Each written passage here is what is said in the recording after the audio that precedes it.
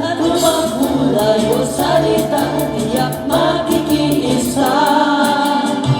Te amo, I love you. Watashi wa anata ashitemasu. Ich liebe dich, iniibig kita. Why? Paano masabihin? Ang mundo'y turuan natin. Tanging lunas ang pag-ibig. Te amo, I love you. Watashi wa anata ashitemasu. Ich liebe dich, iniibig kita. Why? Paano masabihin? Ang mundo'y turuan natin. Tanging lunas ang pag-ibig. Te amo, I love you.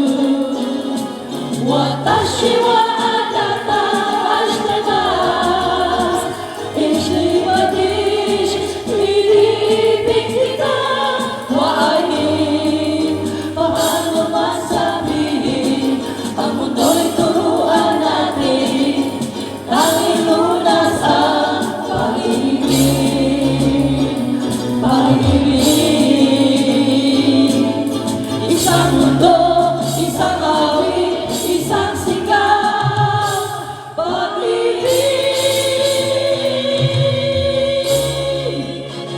Hallelujah. Sabihin natin sa katabi natin, I love you. I love you. Parang gusto ba natin na magamit ng ibang lengguwahe? Para yung mag-asawa doon, nakakayaan pa, oh. Di ba kayo I love you? I love you, guys! Hallelujah. Saan magaling itong pag-ibig na ito? Ang pag-ibig na to, of course, is galing sa Father Heart of God. This love sprang out from the Father Heart of God to us.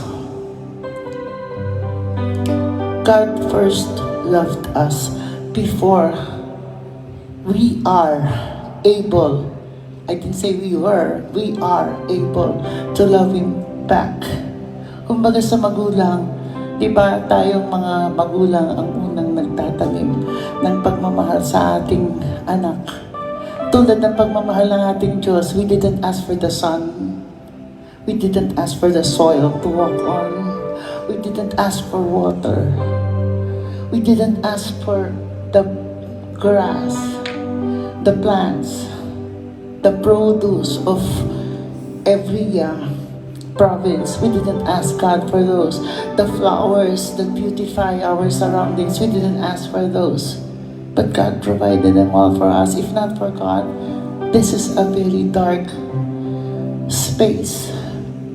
Kumbaga sa ating mga magulang, di ba, bago pa man ang ating anak ay naluwal, nagprepara na natin lahat. Because that is the love that sprang out first from the Father Heart of God to us. Sana ako, I'm speaking to myself, matuto din akong magmahal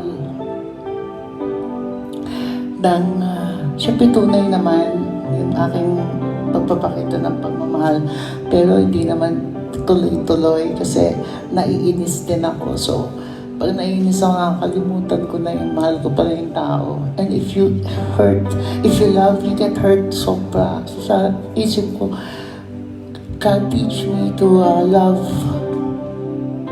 Ang hirap, no? Teach me to love the way you love us.